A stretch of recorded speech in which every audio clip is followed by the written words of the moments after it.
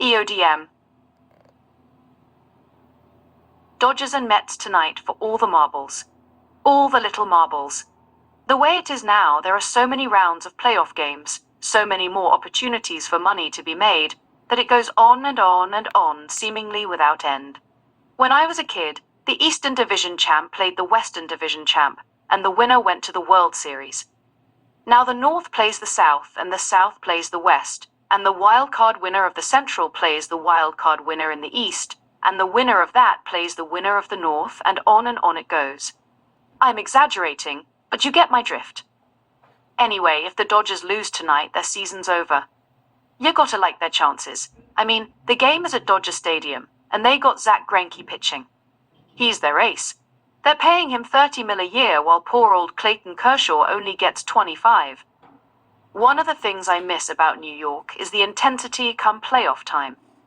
In '86, when the Mets were playing Houston in that unforgettable series, I remember running out of the office at 5 o'clock, into the bustling streets of Midtown Manhattan, trying to find the nearest bar so I could catch the game. And in the streets, crowds of people were gathered outside every window with a TV watching the game. Baseball mattered so much back then, and maybe it still does back there, but out here nobody gives a damn. Don't get me wrong, the Dodgers draw 3 million people every year, but if you're not at Dodger Stadium, you might as well be in Siberia. I mean, there's just no sign of love for the grand game in this town. So I'm waiting on the Sunset Strip for Colin Hanks, not knowing who the fuck he is, and not really caring either. The game's underway. Granderson singles leading off, and Murphy doubles him home. 1-0 Mets. Way to go, Greinke. This is what they're paying you $30 million a year for. Nice job. Georgie pulls up in front of me in an Escalade. We have a bond because we started at LA Limousine on the very same day. The kid is 20 years my junior, from somewhere in Eastern Europe. Nice-looking boy, always well-dressed and well-groomed, always smiling too, never once seen him wear a frown. Georgie's got a scar on his face. I mean a long curved scar, maybe 8 inches long. You can tell he got it ages ago. Maybe when he was in his teens. Never asked him about it, though I always wanted to. Hey, old man, he says as he walks up to my car and extends his hand. Looks like we're working this one together. Who you driving? Colin Hanks. That's Tom Hanks' son. Yippee, I answer sarcastically. I'm listening to the game and I'm a little annoyed by Georgie's presence. He kinda senses it. The drop's just down the street at the Old Tower Records. They'll probably be a few hours. Wanna hook up after that? Yeah, sure, I answer coldly. Cool, man, Georgie says as pleasantly as ever as he walks back to his car. Seager, Gonzalez, Turner, and Ethier string together singles in the bottom of the first, and the Dodgers take the lead, 2-1. Guarantee your Greinke blows the lead, I say to myself, as I stew in the bitter memory of the night I drove his douchebag us home from a road trip. The guy's just a first-rate prick. I lug 3 suitcases up a hill to his front door, and all I got was a thanks for my trouble. Cheap bastard. God, what pigs the rich and famous can be. Some nice-looking 20-something kid in a tuxedo comes walking toward me and motions me to roll down the window. Hanks, he asks with a hint of impertinence. I'm so lost in thought that I forget who I'm driving and have to look at the job ticket. The kid rolls his eyes with tempered disgust and awaits the verdict. Yes, sir, I answer. Colin Hanks. Great, he says. I'm waiting for a friend, but we should be ready to go in just a couple of minutes. Okay, great, I answer, wishing part of the scaffolding from the construction project towering over him would come falling from the sky and crush his smug, privileged ass. Not long after that, he comes back with his friend, an equally privileged-looking kid in his 20s, dressed in a tux as well. I turn down the game as the 2 fops hop in on either side. The new guy reaches forward and offers me his hand. I'm Sean, he says. Rob, pleased to meet ya. Going to the Old Tower Records store just up the strip, Sean tells me pleasantly. Gotcha, I answer with a smile. It's less than a mile away, but the going is slow because eastbound traffic on the Sunset Strip is almost always a nightmare. Finally, we get there. God, I'm so out of it. I never have a clue what's going on. Too busy wondering if I'll ever fuck Liza again, or how big the dildo cockler straps on when she fucks Jacqueline is. Turns out tonight's the world premiere of All Things Must Pass, a documentary chronicling the rise and fall of Tower Records, one of the Sunset Strip's most iconic haunts, and now a faded memory of the pre-digital era. A couple of LA County sheriffs are standing in the middle of the street directing traffic. They usher all the limousines through a maze of orange cones that lead to the red carpet in front of Tower's parking lot. "This is fine," Sean says as I pull up and drink in all the shiny, sexy, important, privileged people lingering there. A giant black bouncer in a white tux with a red bow tie is standing in front of a makeshift fence. Behind that, at the far end of the parking lot, roadies are putting the final touches on a stage that's already got musical equipment in place. A bank of overhead lights bathe the stage in a brilliant hue of colors as groupies mill about waiting for the concert to begin. I hand Colin my card as he starts getting out of the lim. "Thanks," he says. "We'll probably be a few hours." "Cool," I answer. "Just call me when you're ready and I'll be here in a jiff." "Will do," Colin says with a smile and then adds, "Thanks again," as he exits. Maybe he's not such a douchebag after all. I pull away and put the game back on. The Dodgers are still winning, 2-1. Charlie and Rick, the Dodgers play-by-play guys, are already starting to talk about Greinke's pitch count.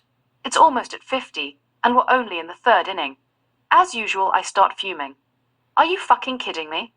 It's the playoffs. An elimination game, no less. The guy's getting $30 million a year.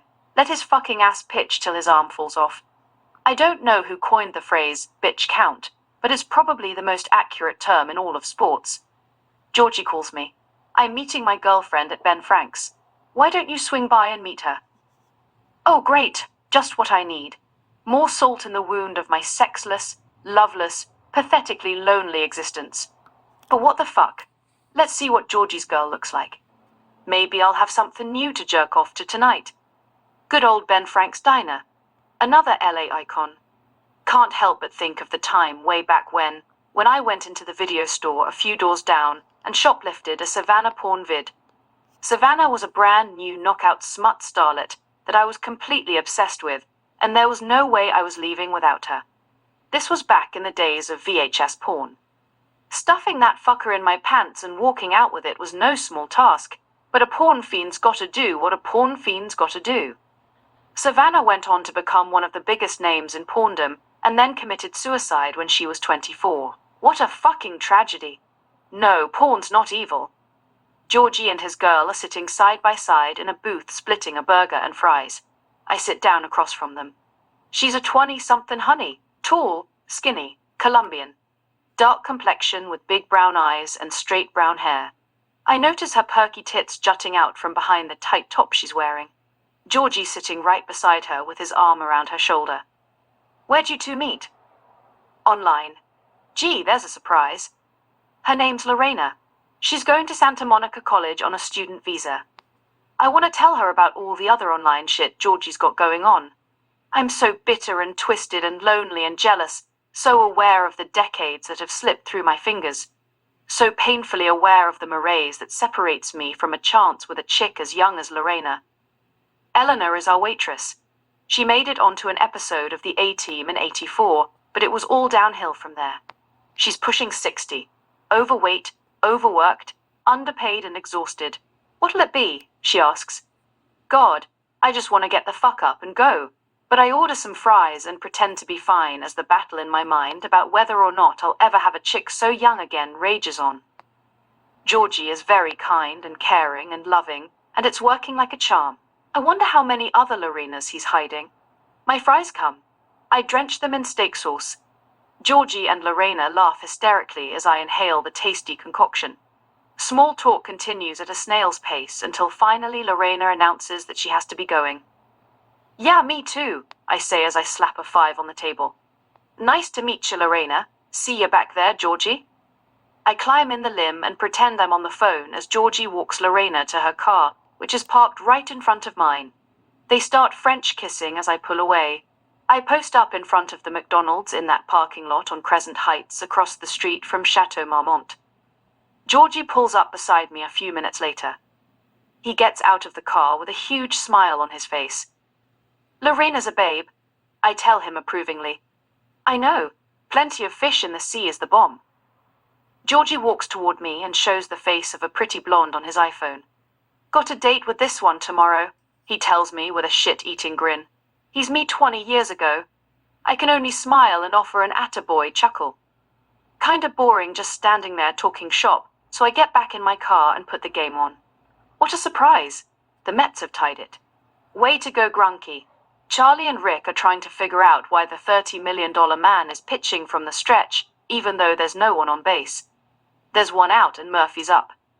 This freaking guy is on fire. I'd never even heard of him up until a week ago, but now he's all anyone's talking about. The count is full. Here's the pitch. Swing and a drive. Deep right field. Way back. Outta here. 3-2 Mets. Hey, what do you want for $30 million a year? Don't worry. Maybe the Dodgers will come back. Yeah, right. And maybe Jacqueline will be waiting at my door when I get home. Been waiting here almost an hour. Might as well start heading back over to Tower Records. You just never know when they're gonna call. The concert is underway. I roll up Horn Avenue to the top of the hill and pull over. Must be 100 or so people looking down over the fence at the stage below. I'm illegally parked, but so is everyone else. Looks like the cops are just letting it go for once. I don't know who's playing, but they sure as fuck are rockin', and everyone but me knows the words to their songs. What's the name of this band? I ask a chunky 20-something rocker chick dressed head to toe in black. She presents the t-shirt she's wearing. What's EODM stand for? Eagles of Death Metal. The lead singer is head to toe in white and racing back and forth across the stage like he owns it. He's got a white guitar and he points it at the audience as if it were a machine gun. I'm lost in the moment, staring over the fence as Eagles of Death Metal rips it the fuck up. It occurs to me how sweet life can be sometimes. I mean, I'm working right now. I'm getting paid for this. I'm here in LA on the Sunset Strip, and this is my life, and this is my town, and this is my job, and thank you God for it. A tattered down dude with a pink mohawk, in a pink sundress, and pink Doc Martens grooves to the music, with a tall anorexic blonde, dressed head to toe in black. Dig the tattoo on his shoulder. An American flag with God Bless America underneath it. Right on, brother. God bless America. Everybody be what the fuck you wanna be. Eagles of Death Metal keep killing it. Everyone's having a joyous time. I thank my lucky stars I'm here. The concert ends. Colin calls and tells me he'll be out in about 10 minutes. I zip back down to the strip. The pickup goes pretty smoothly. Colin and Sean hop in.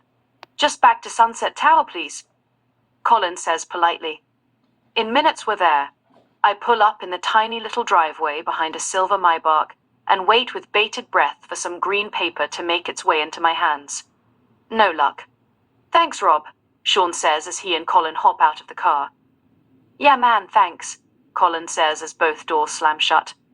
You're welcome, I answer with false cheer and then curse their privileged asses beneath my breath as the doorman greets them with a supplicating smile.